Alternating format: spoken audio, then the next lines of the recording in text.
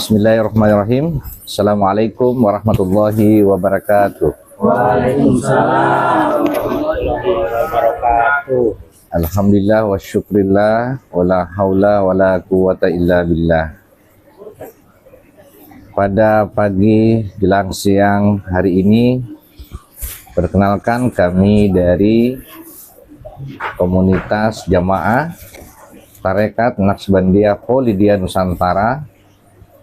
Saya sendiri Dr. Umar, berasal dari wilayah Majelis Zikir Tarekat Naqsabandiyah Kholidiyah Nusantara, wilayah Sulawesi Selatan. Ya, alhamdulillah di sebelah kanan dan di sebelah kiri kami ini kita bertemu dalam momen acara Milad Hari Guru. Nah, ada saudara dari kota Kabupaten Majalengka ya. Beliau ini adalah saudara rohani sekaligus pejuang-pejuang rohani dalam mengembangkan visi dan misi ketuhanan. Beliau dari Majelis Zikir Tarekat Naqsabandiyah Kholidiyah Nusantara, wilayah Jawa Barat dan cabang Kabupaten Kota Majalengka. Pada kesempatan ini kami ingin bincang-bincang, berdiskusi terkait tentang fenomena akhir zaman ya. Kita sudah diperhadapkan dengan momentum akhir zaman, sebagaimana Rasulullah SAW menyampaikan dalam sebuah hadis bahwa umat Islam itu tidak lebih dari 14 kurun. Berarti sekarang kita sudah memasuki akhir kurun 15, sebagaimana juga dalam tarekat kami salah satu fatwa besar guru besar kami Profesor Dr. Haji Kadirun Yahya, bahwasanya nanti di akhir zaman Islam akan mengalami sebuah fenomena besar, akan mengalami momentum dahsyat, akan ada banyak bala bencana, kejadian yang tidak diperkirakan, yang semua akan melanda dunia pada saat itu ketika menjelang akhir-akhir kurun 15. Nah, untuk itu kami ingin mengangkat sebuah tema terkait satu hadis Rasulullah SAW. Mungkin bisa diperkenalkan dulu sebelah kanan saya dari Majalengka, atas nama Pak siapa, boleh disampaikan. Halo, assalamualaikum warahmatullahi wabarakatuh. Perkenalkan, nama saya Wawa dari Majelis Zikir Tarekat Naqsabandiyah Kholidiyah Nusantara, cabang Jawa Barat, kota Majalengka. Dan ada channel saya di Marifat on the Road. Mangga, silakan. Ya. Sebelah kiri saya. Assalamualaikum warahmatullahi wabarakatuh. Perkenalkan, nama saya Jaya dan biasa dipanggil Bang Jai. Saya dari Majelis Zikir Tarekat Naqsabandiyah Kholidiyah cabang wilayah Majalengka. Oh, Pak Jaya. Baik Pak Wawa dan Pak Jaya, mungkin kita bincang-bincang nih, ada hadis yang sangat menarik menurut saya, bahwa di akhir zaman nanti sebagaimana sabda Rasulullah bahwa ada 73 golongan umat Islam akan terpecah belah 73 golongan. Juga kalau saya tidak pernah ini ya, kalau saya tidak salah pernah juga membaca ya di agama lain itu juga pernah menyinggung angka 73 itu. Bahwa juga akan terkotak-kotak ya, namanya kelompok-kelompok manusia di akhir zaman. Itu sebanyak 73 golongan, dan penutup hadis itu hanya satu golongan yang terselamatkan. Dalam narasi hadis ini disebutkan hanya golongan yang Ahlus Sunnah wal Jamaah. Di satu sisi juga disebutkan di hadis yang lain, mungkin narasinya agak berbeda, bahwa yang selamat itu adalah yang mengikuti Al-Quran dan hadis. Tapi yang paling banyak familiar itu adalah Ahlus Sunnah wal Jamaah. Nah, mungkin bisa diceritakan, sebelah kanan saya ini Pak Wawa ya, kebetulan beliau mengampus sebuah channel namanya channel Ma'rifat on the Road. Mungkin bisa ada masukan atau bahan-bahan dari channel Ma'rifat on the Road terkait tentang Ahlus Sunnah wal Jamaah. Persilakan Pak Yai Wawa. Ya, assalamualaikum. Hadis itu yang umatku akan terbelah menjadi 73 golongan adalah hadis dari Abu Hurairah, dan itu hadisnya sahih. Bahkan ini semua penganut atau semua aliran, semua golongan sudah mengakui bahwa hadis itu akan terjadi di akhir zaman ini, dan semua golongan itu mengaku merasa golongannya lah yang selamat, karena dari 73 golongan ini semua merasa sayalah yang mengikuti sunnah Rasul, sayalah yang paling benar, sayalah yang ahli sunnah wal jamaah. Nah, di sini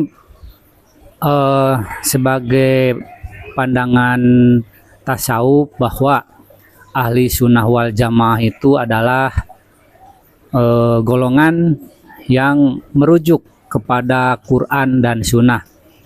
Quran dan sunnah ini adalah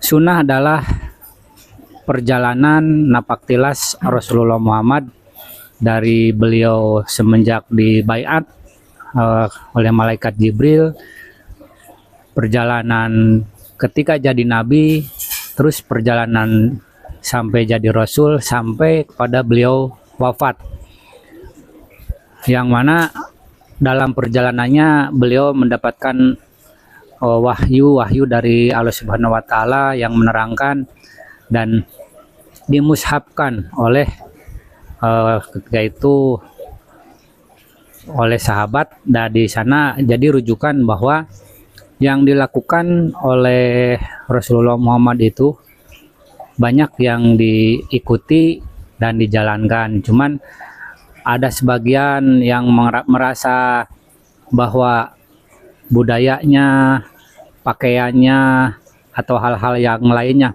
Tapi untuk di Tarekah Naqsabandiyah Holidiyah Nusantara ini menggarisbawahi bahwa sunnah adalah napaktilas perjalanan Rasulullah Muhammad dari pertama diangkat jadi nabi sampai wafat. Contohnya beliau dibaiat. Nah, baiat ini sama Rasulullah Muhammad diwajibkan, berbaiatlah kepadaku supaya untuk bisa beribadah menyembah kepada Allah. Nah, ketika Rasulullah wafat, sebelum wafat juga beliau menyampaikan apabila setelah beliau tidak ada, berbaitlah kepada khalifahku. Nah, seperti itu. Dan ketika Rasulullah wafat, ada hadis yang menyampaikan baik dari Abu Bakar, dari Umar juga disampaikan bahwa apabila umat yang sudah berbaiat kepada Rasulullah itu baiatnya sah, dan apabila belum berbaiat kepada Rasulullah, berbaiatlah kepada khalifah yang baru. Nah, ini salah satu sunnah yang jarang sekali di golongan-golongan yang dari 73 golongan ini yang menjalankan sunnah baiat ini. Selanjutnya sunnah suluk atau kholwat, kalau di agama lain sebutnya semedi atau tapa brata. Rasulullah melaksanakan kholwat atau suluk di Gua Hiro selama 40 hari. Nah, beliau pada saat itu hingga bisa mendapatkan perintah untuk ada panggilan, seperti dipanggil untuk mendapatkan perintah sholat, yaitu Isra Mi'raj. Nah, di dalam Quran juga disampaikan bahwa Quran menyebutkan masalah tentang iman. Nah, iman ini kebanyakan kan sekedar yakin, percaya, udah merasa beriman. Padahal di dalam Al-Quran, iman itu adalah dimasukkan seperti di ayat Al-Hujurat 14, seperti cerita orang Arab Baduy datang kepada Rasulullah menyampaikan bahwa dia merasa, ya Rasulullah, saya sudah beriman kepadamu. Kata Rasulullah, belum, sampai 3 kali. Nah, akhirnya Rasulullah menyampaikan, kamu belum beriman, tapi kamu baru berserah diri. Nah, baru berislam. Jadi iman belum masuk ke dalam dadamu. Nah, ini menunjukkan bahwa iman itu bukan sekedar keyakinan, bukan sekedar pengetahuan ataupun kepercayaan, tapi iman adalah dimasukkan ke dalam dada. Nah, dan ada juga ayat-ayat yang lainnya yang sama bahwa iman itu adalah sesuatu yang dimasukkan, bukan lewat pengetahuan. Selanjutnya, selain baiat juga yang pada saat Rasulullah pada saat Khalifah masih ada, Rasulullah sempat pernah menyampaikan bahwa nanti di akhir zaman akan muncul seorang ulama billah untuk memperbaharui agama. Nah, maka berbaiatlah kepadanya. Itu juga ada hadis yang disampaikan oleh Rasulullah. Makanya semua merasa benar, semua merasa paling mengikuti sunnah Rasul, tapi sunnah-sunnah bukan hanya sekedar dari fisiknya, contoh jenggotnya panjang atau celananya naik atau surbanya atau jubahnya panjang, bukan hanya sekedar itu, tapi lebih kepada perilaku atau perbuatan-perbuatan perjalanan hidupnya yang dilakukan oleh Rasulullah. Karena intinya kita mengikuti ajaran Rasulullah itu adalah ajaran yang kodim, jadi ajaran yang baku, tidak akan pernah berubah. Nah, ajaran baku ini karena seperti wasilah ini ada sebelum Nabi Muhammad ataupun pada saat Nabi Muhammad dan sampai setelah Nabi Muhammad, yang mana wasilah ini adalah baku, kodim, tidak akan pernah hilang.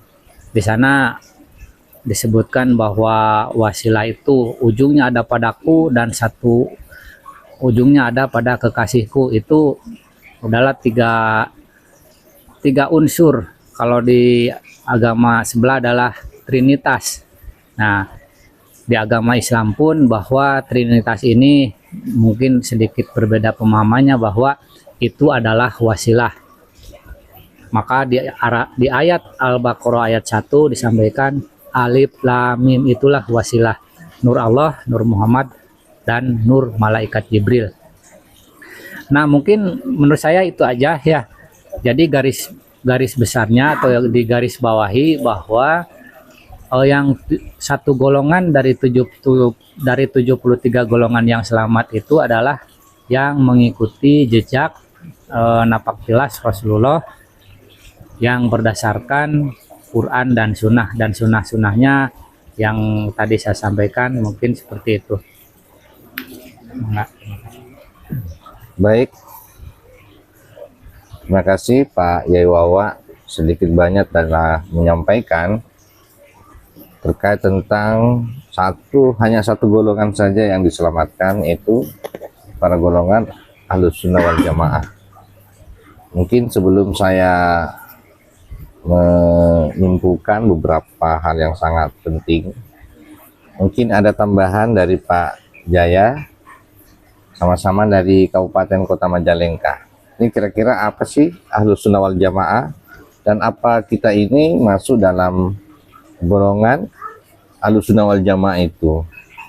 Apa yang membedakan Ahlussunnah wal Jamaah yang selama ini sudah banyak dipahami, dijalankan oleh beberapa kaum muslimin, terkhusus untuk umat Islam. Nah, kira-kira yang paling intim Ahlussunnah wal Jamaah itu, sebagaimana Pak Wawa tadi, mungkin ada tambahan lagi dari Pak Jaya untuk menambahkan, sekaligus kita menyimpulkan ya tema bincang kita terkait Ahlussunnah wal Jamaah. Silakan Pak Jaya. Terima kasih Pak Yai Dokter. Assalamualaikum warahmatullahi wabarakatuh. Waalaikumsalam warahmatullahi Mungkin wabarakatuh. sedikit akan saya menambahkan apa ya yang dibahas atau dalam tema hanya satu umat yang terselamatkan, yaitu umat Ahlussunnah wal Jamaah. Nah, yang disebut Ahlussunnah wal Jamaah menurut tasawuf itu adalah umat yang mengikuti jejak Rasulullah. Bukan begitu Pak Dokter? Siap. Nah, ketika kita mengikuti, secara logikanya kita harus kenal kepada yang diikuti. Bukan begitu kan Pak? Ya, ya. Nah, sedangkan yang sering kita dengar baik di dalam hadis dan Al-Quran, bahwa Rasulullah Muhammad itu atau Nabi Muhammad itu telah berlindung atau telah wafat. Nah, yang mesti kita lakukan adalah mencari seorang pewaris kerasulan dari Rasulullah Muhammad Shallallahu Alaihi Wasallam yang telah diterangkan dalam surat At-Taubah ayat 128 bahwa telah datang seorang utusan dari kaummu sendiri. Nah, di sini dalam pandangan tasawuf ini mestinya kita ketemu dengan Rasul di zaman ini. Nah, itu memang sangat sulit untuk kita menemukan Rasulullah min anfusikum itu. Hanya yang dipilih, ditunjuk dan dikehendaki akan bertemu dan dipertemukan dengan Rasulullah min anfusikum. Nah, karena banyak yang menganggap bahwa ketika Nabi Muhammad Shallallahu Alaihi Wasallam telah wafat, sudah menganggap bahwa sudah tidak ada lagi yang namanya Rasul. Nah, sedangkan dalam surat At-Taubah itu sudah jelas, telah datang seorang utusan dari kaummu sendiri. Nah, sedangkan kita itu hidup di zaman sekarang. Nah, sedangkan Nabi Muhammad itu di zaman 1500 tahun yang lalu. Nah, mestinya kita harus ketemu atau mencari sampai ketemu yang namanya Rasulullah min anfusikum. Itu memang jarang orang mempelajari, dan bahkan jarang orang yang bisa menerangkan tentang Rasulullah min anfusikum. Nah, padahal sering kita dengar, bahkan ada kalimat yang disampaikan oleh Nabi Muhammad Shallallahu Alaihi Wasallam, tidak akan engkau sampai kepada Allah Subhanahu wa Ta'ala tanpa lewat Rasulullah. Begitu juga kalimat yang disampaikan oleh Nabi Isa, tidak akan engkau sampai kepada Allah Bapa tanpa lewat aku. Nah, dan ada kalimat lagi yang disampaikan oleh Sri Krishna, berbaktilah kepadaku sama halnya engkau berbakti pada yang Maha Kuasa. Itu artinya apa yang mereka ucapkan adalah ucapan Tuhan melalui lisan mereka, karena mereka adalah rasul di setiap zamannya masing-masing. Nah, dengan adanya rasul di setiap zaman, maka bahasa yang akan disampaikan oleh rasul di zaman itu akan memakai bahasanya rasul di zaman itu sendiri, kan gitu. Contoh, di zaman Nabi Muhammad itu adalah orang Arab, maka beliau akan menyampaikan firman-firman Tuhan, dalam arti ketika Tuhan memakai lisan Nabi Muhammad, maka yang akan keluar dari Nabi Muhammad adalah bahasa Arab. Nah, begitu juga ketika di zaman Rasul Isa. Nah, Isa itu apa ya? Bahasanya bahasa Ibrani. Nah, otomatis Nabi Isa akan menyampaikan firman Tuhan yang memakai lisannya Nabi Isa itu dengan bahasa Ibrani. Begitu juga dengan Sri Krishna dan selanjutnya. Nah, karena sekarang Nabi Muhammad Shallallahu Alaihi Wasallam telah berlindung atau telah wafat, maka apa yang tadi Pak Yai Wawa sampaikan, bahwa ketika aku berlindung atau wafat, maka berbaiatlah kepada khalifahku. Itu artinya apa yang ada dalam dada atau kolbunya Nabi Muhammad itu diestafetkan atau diwariskan. Nah, makanya Rasul setelah Nabi Muhammad tidak lagi disebut Rasul, akan tetapi disebut al-ulama warasatul anbiya. Seorang ulama pewaris kerasulan dari Rasulullah Muhammad Shallallahu Alaihi Wasallam. Nah, al-ulama warasatul anbiya itulah yang disebut walia mursida. Nah, bahkan di dalam sebuah hadis yang menerangkan bahwa ada kalimat walam tajidalahu walia mursida, carilah seorang mursid untuk mendekatkan diri kepada Allah. Nah, karena di balik mursid itu adalah Allah itu sendiri. Nah, mursid itulah wasilah atau sang pembawa wasilah yang akan diterima oleh seorang manusia yang menyampaikan atau apa ya, penerima wasilah, bukan begitu ya Pak Dokter? Nah, jadi wasilah itu ada yang membawa dan ada yang menerima. Nah, ketika yang menerima itulah yang akan menyampaikan wasilah atau wahyu-wahyu Allah kepada umatnya.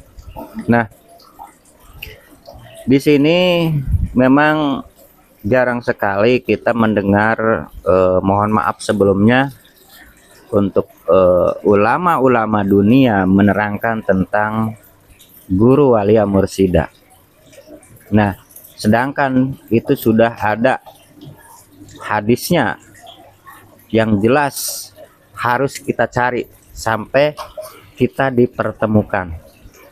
Nah, jadi kembali lagi ke tema yang disebut ahli sunnah wal jamaah itu adalah umat yang mengikuti jejak Rasul. Nah, ketika kita mengikuti jejak Rasul, otomatis harus kenal dulu kepada Rasulnya, baru kita bisa mengikuti jejaknya. Nah, ini memang jarang sekali eh, para pemuka agama menyampaikan tentang itu. Nah, di sini di sekolah ini, alhamdulillah, dengan masuk ke sekolah ini atau ke Majelis Zikir Tarekat Naksabandia Kholidiyah Nusantara, di sini kita dipertemukan dengan Rasulun min anfusikum atau Rasul di zaman ini. Nah, untuk itu kepada saudara-saudari yang ingin memperdalam atau mengkaji lebih dalam tentang agama, ya di sini tempatnya di Tarekat Naksabandia Kholidiyah Nusantara. Mungkin cukup Ya. ini yang saya sampaikan, Pak Dokter. Ya, terima kasih Pak Jaya.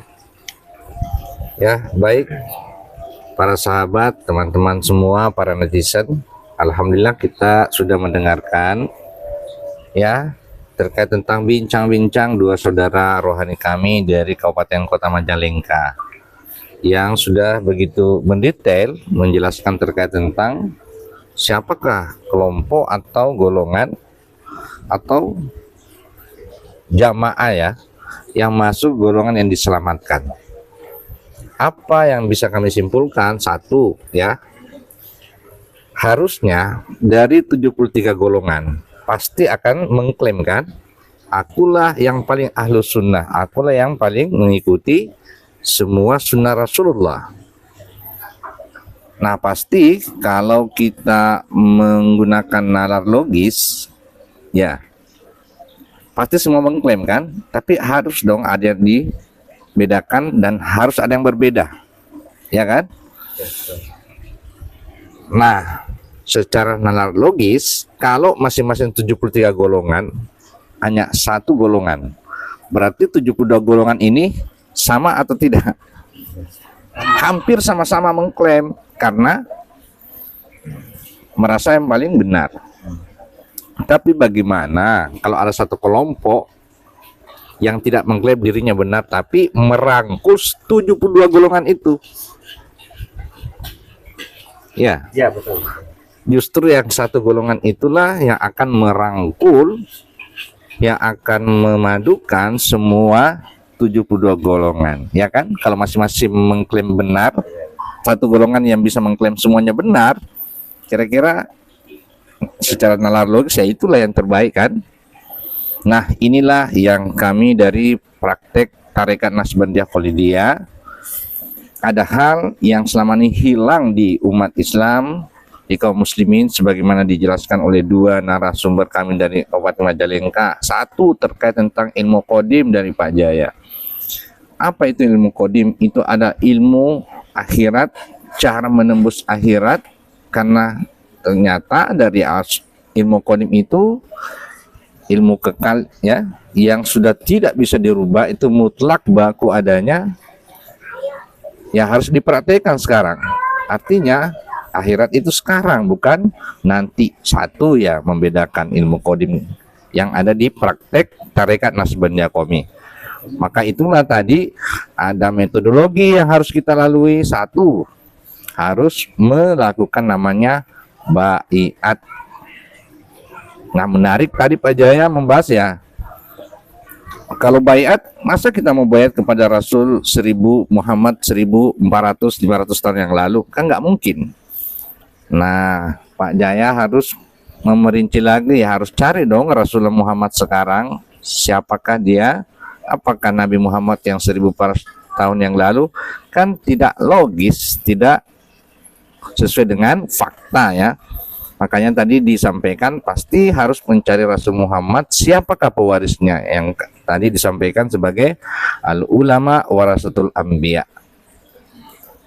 Nah, yang kedua tadi terkait tentang bayat. Sekarang banyak mengklaim ya, masuk kelompok ini, jamaah ini, tarekat ini sama-sama bayat. Tapi apa yang membedakan dengan kami? Kami sangat jelas menyampaikan bayat kami adalah bayat nur di Asyurah 52. bahwa iman dijelaskan tadi sama Pak Bawa harus dimasukkan di dalam dada. Itulah praktek baiat kami yang berbeda dengan baiat-baiat yang di luar sana, yaitu baiat nur dan baiat nur iman dan baiat nur kitab. Nah, dengan ini semua maka satu golongan Ahlussunnah wal Jamaah bisa dikatakan bahwa semua mengklaim Ahlussunnah wal Jamaah, tapi dari aspek zahiriyah jasmaniyah. Ada yang mengikuti cara bajunya, ya, cara makannya, cara berkelompoknya. Tapi yang hilang hari ini ilmu kodimnya, sebagaimana Pak Wawa, berarti ilmu terkait tentang kerohanian. Nah, inilah kami di praktek Tarekat Naqsabandiyah Khalidiyah banyak mengeksplor ilmu kerohanian, karena ini sudah menjadi perintah di dalam Al-Quran untuk memasuki dimensi kafah, ya, jasmani dan rohani. Dan yang paling menonjol dari kami, ya, dakwah kami sama semuanya, ya, hanya kamilah yang sekarang yang berani mendakwakan ada Rasulullah Muhammad di zaman ini, sebagaimana surah At-Taubah 128. Banyak yang mengklaim Pak Jaya, loh, bukannya Al-Quran itu buat Nabi Muhammad 1400 tahun yang lalu. Itu buat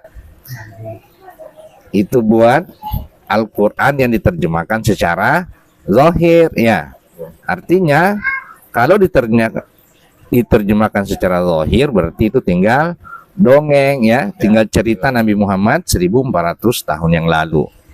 Tapi di tarekat kami, karena tadi sudah mempelajari ilmu kodim, maka sesungguhnya kita akan bertemu Rasulullah Muhammad yang sesungguhnya, yang berada dimensi waktu akhir zaman di era sekarang, yang tadi disebut sebagai al-ulama warasatul anbiya. Lebih spesifik lagi dalam praktek tarekat disebut waliyah mursyida dan Al-Kahfi 17. Dan yang paling eksplisit jelas itu di An-Nisa 59. Wahai orang beriman, atiullah wa atiur rasul wa ulil amri minkum. Ini satu ayat yang banyak diplesetkan, ya. Distorsinya jauh dari makna yang sebenarnya. Orang menerjemahkan banyak ulil amri minkum, ya, ahli pemerintah gitu. Taatlah kepada Allah, Rasul, dan kepada gubernur, bupati. Ini dimensinya sangat berbeda dan sangat tidak matching, ya. Padahal ini ayat terkait tentang sistem ketuhanan, sistem kerohanian, baik secara jasmani maupun rohani. Berhubungan dengan Allah melalui Rasulnya, dan kemudian Rasulnya itu ada yang membawa sebagai jabatan Rasul yang disebut sebagai ulil amri minkum, yang dikuasakan dalam pembelajaran rohani, ya, itu tadi sebagai mursyid, sebagai Rasul yang membawa fungsi Rasul, yang disebut lebih spesifik ulil amri yang dikuasakan untuk membimbing rohani kita, itulah guru lohid. Makanya yang sangat membedakan dari kami, hanya kami dari praktek Tarekat Naqsabandiyah Khalidiyah Nusantara yang berani mengklaim bahwa umat Islam hari ini mengalami pandemi syahadat. Semua hanya bersyahadat mengucapkan, tidak ada yang praktek syahadat yang menyaksikan. Dan kami berani menyampaikan bahwa Rasul di akhir zaman sekarang ada di Nusantara Indonesia. Mau tahu buktinya? Ini bukan cocologi. Di Al-Quran dikatakan setiap kabar ada faktanya. Dan fakta 73 golongan. Carilah di faktanya di mana? Sekarang faktanya hanya ada di Indonesia. Di mana itu? Di Candi Borobudur. Angka 73, ada 72 stupa melingkari puncak, namanya puncak stupa Borobudur. Dan satu yang membedakan itu cuma apa itu? Arupa datu. apa stupa itu 72 golongan kan sama ya, satu lingkaran satu derajat, itu simbol mengklaim sama semua, tapi yang membedakan cuma satu, arupa datunya itu. Apa itu arupa datu? Disebut sebagai arsy-Nya Allah yang berjamaah dengan Allah itu sendiri, mengikuti wasilah Rasulullah. Makanya disebut bahwa al-arsy alal ma, arsy-Nya Allah itu di bawah air, di atas air. Nah ini kan sudah dibuktikan, arupa datu puncak stupa Borobudur bentuknya itu memang fenomena setelah tetesan air kita lihat dalam mikroskop elektron itu sangat persis dengan arupa datu. Itu simbol arsy-Nya Allah. Itu hanya di Indonesia. Apakah cocologi atau fakta yang mengabarkan tentang kabar? Ini menarik, yang jelas ya, di Nusantara, di Indonesia, kami dari praktik tarekat Naqsabandiyah Kholidiyah yang sangat berbeda dengan yang lain. Kami punya visi yang sangat agung, sangat mulia, ingin mengangkat kembali mengangkat ilmu tauhid yang benar melalui dengan tasawuf dan menjadikan Nusantara sebagai pusat peradaban tasawuf, pusat peradaban agama sedunia. Karena memang sudah waktunya Indonesia ya, yang memang sudah ditakdirkan sebagaimana fakta dan historinya.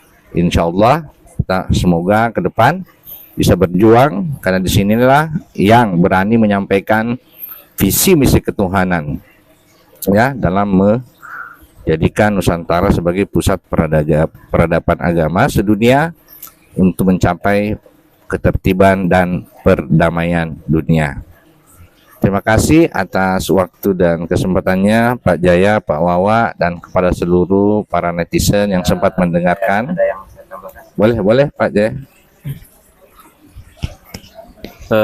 Kembali lagi kita tentang membahas tema yang disebut tadi, ada 73 golongan dan hanya satu golongan yang akan terselamatkan, yaitu ahli sunnah wal jamaah. Nah, jadi dalam pandangan tasawuf itu sudah jelas ketika yang disebut ahli sunnah wal jamaah adalah umat yang telah menemukan rasulum min anfusikum dan mengikuti sistemnya. Itulah yang disebut ahli sunnah wal jamaah. Mungkin itu Pak Dokter untuk tambahnya. Penguatan lagi dari Pak Jaya sebagai closing statement. Nggak adil nih kalau cuma closing statement dari Pak Jaya sekaligus dong Pak Wawa. Oke, ya nambahin sedikit. Jadi intinya semua mengaku benar, mengaku paling baik dari sisi baharunya. Nah, jadi sisi baharunya itu maksudnya sisi jasmani, syariat, bukan sisi ruhaninya atau sisi syariatnya. Jadi untuk membuktikan bahwa kita ada yang paling benar atau yang mengaku paling benar karena agama ini agama kodim, agama yang kekal, agama yang abadi, maka harus menempuhnya juga dengan menempuh kita melalui dengan cara kodim juga gitu. Jadi nggak akan nyambung kita bersyariat mengaku paling benar tetapi tidak tahu bahwa agama itu agama kodim yang baku tidak akan pernah berubah. Ya, masuklah ke alam kodim dan hanya di sini yang bisa menempuh masuk ke alam kodim itu. Jadi bisa, kalau alam kodim itu di atasnya alam baharu. Kalau alam udah di atasnya pasti bisa melihat alam bawahnya.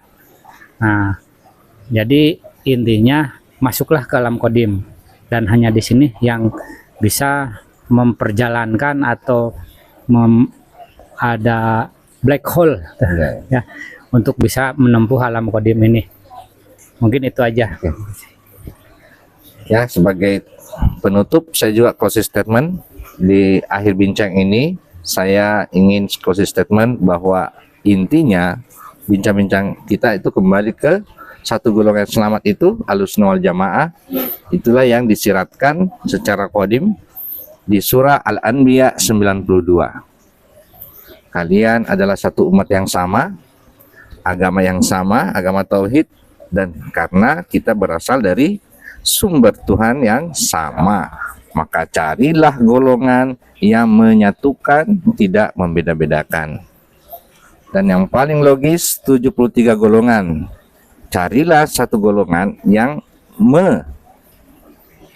merangkum, memadukan, menyatukan 72 golongan itu. Kalau merangkum semua berarti tidak ada klaim kan? Ya. Karena semua dianggap benar. Karena memang hakikatnya dalam praktek qadim agama itu cuma satu. Al-Anbiya 92 tadi ya. Apa itu? Agama tauhid. Itulah agama qadim yang memang prakteknya juga secara qadim sebagaimana dalam rukun iman. Baik, terima kasih atas waktu dan tempatnya Bapak-bapak yai semuanya, penetizen. Dari kami mendoakan semoga kita diberikan rezeki untuk bersama-sama di praktek ini, di tarekat ini, untuk berjuang dalam mengemban visi dan misi ketuhanan. Akhirul kalam, Assalamualaikum warahmatullahi wabarakatuh. Waalaikumsalam warahmatullahi wabarakatuh.